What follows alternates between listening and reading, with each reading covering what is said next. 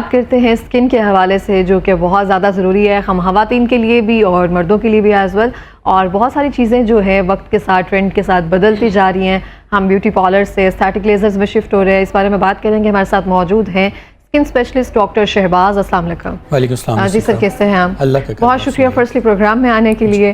اور سیکنڈلی آپ مجھے بتائیے کہ ہم ایک طرح سے جو چیز بھی ایک طرح سے دور میں آنا شروع ہو جاتی ہے، پاپولر ہونا شروع ہو جاتی ہے، اس کے الٹرنیٹ پہ بہت چیزیں بننا شروع ہو جاتی ہیں. اوتھینٹک تو رہتی ہیں چیزیں، لیکن اس کی جو کاپی ہوتی ہے ہم ہر کسی کے پاس چلے جاتے ہیں.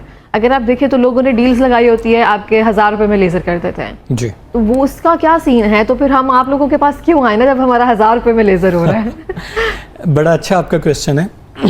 ایکچولی جب سے جو ہے لیزرز شروع ہوئے ہیں تو سب سے پہلے امریکن لیزرز آنا شروع ہوئے. تو وہ شروع میں بہت زیادہ مہنگے تھے، کسی کی اپروچ میں نہیں ہوتے تھے. پھر آہستہ آہستہ چائنا نے جو ہے وہ اس میں انڈلج ہونا شروع کیا.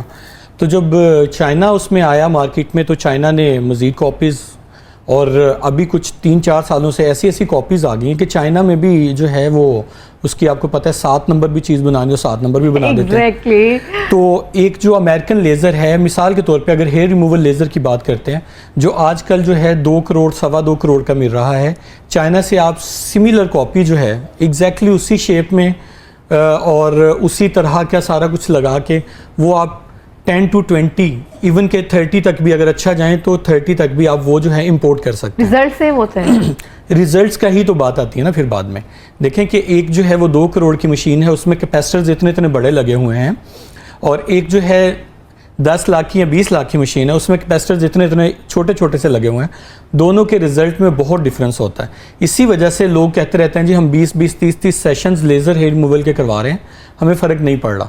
حالانکہ وہی جو اگر آپ امریکن لیزرز کے ساتھ وہ جو ہے ہیئر ریموول لیزر کروائیں تو آپ کے 4 میں 6 میں 8 میں بڑے اچھے رزلٹس آ جاتے ہیں.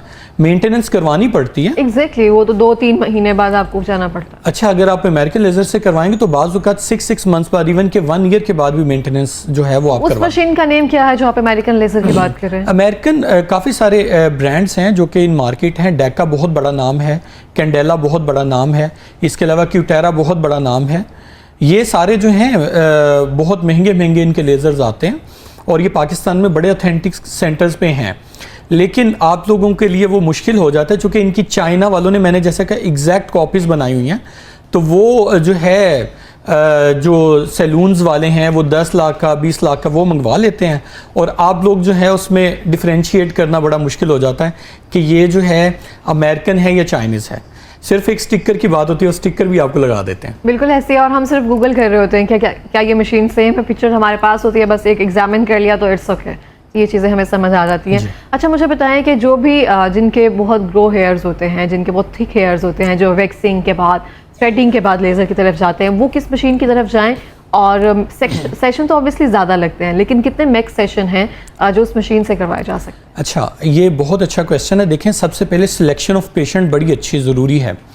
جو لیزر ہے، لیزر ہمیشہ یاد رکھیں کہ وہ موٹے بال کو اور بلیک بال کو جلدی اس کو ٹارگٹ کرتا ہے. اگر بال جو ہے وہ ریڈ ہے، براؤن ہے یا وائٹ ہے، اس کو لیزر کبھی ٹارگٹ نہیں کرے گا.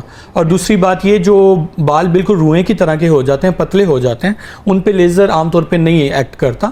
اس کے لیے پھر ایک اسپیشل ٹائپ کا لیزر ہے جس کو الیگزینڈرائڈ لیزر کہتے ہیں، وہ یوز کیا جاتا ہے. لیکن اس کے بھی کافی سارے سیشنز ہوتے ہیں.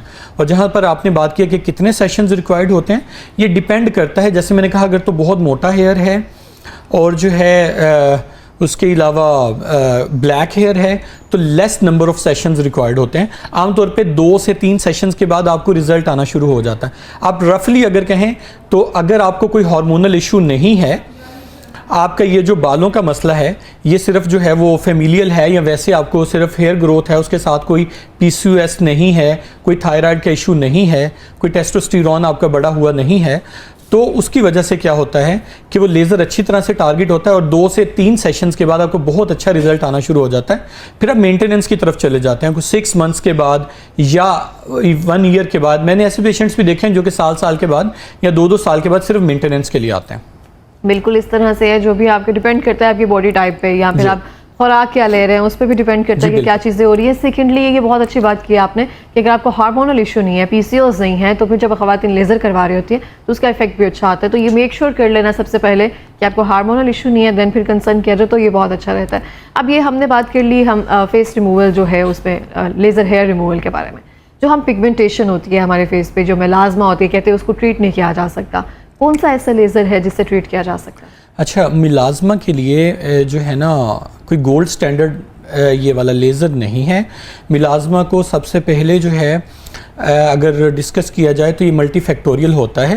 ایکچولی اس میں اگر آپ لیزر سے کروا بھی لیں گے تو وہ 2 ہفتے یا 3 ہفتے کے بعد دوبارہ جو ہے وہ پاپ اپ ہو جاتا ہے. اچھا, ٹھیک ہے. تو لیزر اگر کوئی یہ کہے کہ لیزر سے میں بالکل آپ کی چھائیاں ختم کر دوں گا, تو آپ 100 پیشنٹس کا اگر ریویو لیں گے تو اس میں سے 99 آپ کو یہ کہیں گے کہ 10 یا 15 دن کے بعد اس سے سویرٹی میں انکریز ہی ہوا ہے. کم فوراً تو آپ کو لگتا ہے کہ بالکل ٹھیک ہو گیا, لیکن اس کے بعد مزید جو ہے وہ بڑھ جاتا ہے. تو اس وجہ سے لیزر کو میلازما میں انکارپوریٹ کرنا یہ ٹھیک تو ہے, لیکن یہ ایک وہ جو ہے ڈیفینیٹو ٹریٹمنٹ نہیں ہے. ایکچولی میلازما کے لیے کچھ جو ہیں وہ انجیکٹیبل بھی دینے پڑتے ہیں, یعنی کہ میزو تھراپی جس کو کہتے ہیں, اسکن کے اندر جو انجیکشنز لگتے ہیں وہ بھی اس کو بھی انوالو کرنا پڑتا ہے. اس کے علاوہ ڈی پگمنٹنگ ایجنٹس کریمز یا سیرمز کی صورت میں وہ دینے پڑتے ہیں. کھانے والی دوائیاں بھی دینی پڑتی ہیں جس میں اینٹی آکسیڈنٹس ہوتے ہیں. اور اس کے علاوہ سب سے جو مسٹ ہے دیٹ از کہ آپ اپنا سن ایکسپوجر کم کریں, سن بلاک کا جو ہے یوز وہ آپ زیادہ سے زیادہ کریں. اور اگر کوئی انڈر لائن کاز ہے جیسے ایٹوپک ڈرماٹائٹس ہے یا کوئی اور آپ کو جو ہے وہ کوئی ہارمونل ایشو ہے, تو اس کو آپ ضرور ایڈریس کروائیں اپنے ڈرماٹولوجسٹ کے پاس جا کے, نہ کہ آپ کسی بھی استھیٹک فزیشین کے پاس جا کے بیٹھ جائیں یا کسی سیلون پہ جا کے بیٹھ جائیں, ہائیڈرا فیشیل لینا شروع کر دیں یا جو ہے آپ اس کا کوئی کسی قسم کا جو ہے کیمیکل پی لینا شروع کر دیں. بالکل اس طرح سے. اور آپ دیکھیں گے جتنی بھی خواتین ہیں نا, ان کو پتہ کیا آج کل ہے, فیشل کی بجائے نا اب ہم نے ہائیڈرا کروانا ہے. جی. اب ان کے فیس پہ ایکنی ہے یا کچھ اور بھی, مطلب اس کا ضرورت نہیں ہے آپ کو ہائیڈرا کی, لیکن ان کو ہائیڈرا ہی کروانا ہے. اور سیلون پہ جانے والے یہی کہیں گے کروا لیں. دیکھیں جس کے پاس مشین پڑی ہے اس نے اپنا رزق اس نے لگا, اس نے ہائیڈرا کے ساتھ نا ہم فوٹو فیشل فری کر دیں گے. جی جی جی. جس کے پاس مشین پڑی ہے اس نے ابھی آپ کو جاتے ہی لٹا لینا, اس نے کہنا جی ہائیڈرا کروا لیں. ابھی تو میں نے اللہ معاف کرے کہ ڈرماٹولوجسٹ کو بھی دیکھا ہے اور اپنی پرسکرپشن کے اوپر پرسکرائب کر رہے ہیں کہ ہائیڈرا فیشیل. حالانکہ ہائیڈرا فیشیل جو ہے از اے سیلون treatment, It's a luxury. Yes it's a luxury. اور سیلون ٹریٹمنٹ ہے, اچھی بلی سے اسکن کے ساتھ لوگ آتے ہیں اور بس شگل میں ہائیڈرا کروا کے بعد میں رو رہے ہوتے ہیں ہمیں ایکنی پاپ اپ ہوگی, ہمیں جو ہے وہ پگمنٹیشن ہو گیا, پیل ہو رہی ہے اور ڈرائنس پیچز ہو گئے ہیں, ان سب چیزوں. تو ہائیڈرا جو ہے وہ that is not a treatment modality, وہ صرف ایک کلینزنگ ٹول ہے. اس کو کلینزنگ ٹول کے طور پہ رکھا جائے, نہ اس کو برائٹننگ کے طور پہ لیا جائے, نہ اس کو پگمنٹیشن کا ٹریٹمنٹ لیا جائے. بالکل اس طرح سے, یہ بہت اچھی بات ہے. اب سیکنڈلی مجھے یہ بتائیے کہ جو کیو سوئچ ہے اور کاربن لیزر ہے اور CO2 ہے, ان تینوں میں کیا فرق ہے یا ان دونوں میں کیا فرق ہے؟ اچھا, جو CO2 لیزر ہے ایکچولی وہ تو ایک سرجیکل لیزر بھی اس کو کہا جاتا ہے, ابلیٹیو لیزر ہوتا ہے جو کہ باقاعدہ جس طرح سرجری میں سکن اتارتے ہیں وہ بھی سکن اتارتا ہے, ریسرفسنگ بھی کرتا ہے, ڈیڈ سکن کو اتارتا ہے نیچے سے, وہ جو ہے کولیجن کی سینتھسس کو بڑھاتا ہے. ایکچولی جو CO2 لیزر ہے اس کو یوز شروع کیا گیا تھا جو ایکنی سکارز ہوتے ہیں نا, ایٹروفک ایکنی سکارز ہوتے ہیں, ان کو ٹھیک کرنے کے لیے. یہ جو ہے چونکہ اس کی ویو لینتھ زیادہ ہوتی ہے تو یہ ڈیپر ڈاؤن دا سکن یہ پینیٹریٹ کرتا ہے, وہاں پہ جا کے یہ زیادہ سے زیادہ ہیٹ جنریٹ کرتا ہے جس کی وجہ سے کولیجن کی ری ماڈولیشن ہوتی ہے. اور کولیجن جب جو ہے اس کی کوگولیشن ہوتی ہے, پھر اس کی دوبارہ سینتھسس ہوتی ہے, تو سکن جو ہے وہاں پہ دوبارہ بنتی ہے. تو CO2 لیزر کا تو اس طرح. اور جو پگمنٹیشن کا لیزر ہے جیسے آپ نے کہا کیو سوئچ ND لیزر جو یوز ہو رہا ہے اس کے لیے, اس کو ہم آج کل ایک اور پروسیجر ہے جس کو کاربن فیشیل کہتے ہیں, اس کے لیے بھی یوز کر رہے ہیں. کاربن فیشیل جس طرح سمپل ہائیڈرا فیشیل ہے یا کوئی بھی فیشیل ہے اسی طرح کے طریقہ ہے جس میں آپ سکن کو گلو کرواتے ہیں یا تھوڑا سا جو اوپن پورز ہیں ان کو ٹارگٹ کرتے ہیں.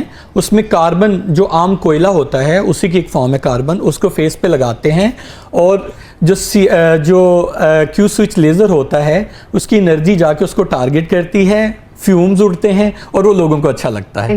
اس کے علاوہ اس میں کوئی جو ہے وہ راکٹ سائنس نہیں ہے یا اس کا کوئی فائدہ نہیں ہے, کوئی فائدہ نہیں ہے. لاسٹ منتھ کروایا ایسے نہ کہیں آپ. تو یہ تو ایسے ہی ہے بالکل, ہم جس چیز کی طرف جاتے ہیں نا اس کی طرف چلے جاتے ہیں. میں نے ایک دفعہ کاربن کروایا تھا تو مجھے لگا کہ اسکن گلو کر رہی ہے, پھر دوبارہ سے کروا لیا, اب ایکنی ہونا وہ اسٹارٹ ہو گھنٹے گئی کے ہے, بعد پھر دوبارہ ویسے ہی آپ کا چہرہ ہو جاتا اب ایکنی ہو رہی ہے, اب سمجھ نہیں آ رہا اب کیا کروایا جائے. اچھا مجھے لاسٹ میرا جو سوال ہے, کیونکہ ہمارے پاس ٹائم کم ہے, جو بھی خواتین ہیں یا جو لڑکیاں ہیں اسپیشلی, جن کے فیس پر ایسے کبھی ضرورت نہیں ہے, صرف ہلکے سے اوپن پورز ہوں گے یا کبھی کبھی ایکنی ہو رہی ہوتی ہے, تو ان کو کون سا ٹریٹمنٹ لینا چاہیے؟ ہائیڈرا کی طرف جانا چاہیے یا ان کی اسکن کو چھوڑ دیا جائے, باقاعدہ کوئی اچھی نائٹ کریم یوز کریں؟ اچھا, چھوڑنے والا تو کوئی بھی نہیں کام ہوتا, چونکہ اگر آپ ایکنی کو چھوڑ دیتے ہیں, اسپیشلسٹ کہہ رہی ہوں کہ چھوڑ دیا جائے, اگر چھوڑ دیں گے تو پھر کیا ہوگا, پھر بڑے بڑے سکارز بن جائیں گے اور جو ہے پھر بندہ کسی کو منہ دکھانے کے لائق نہیں رہتا.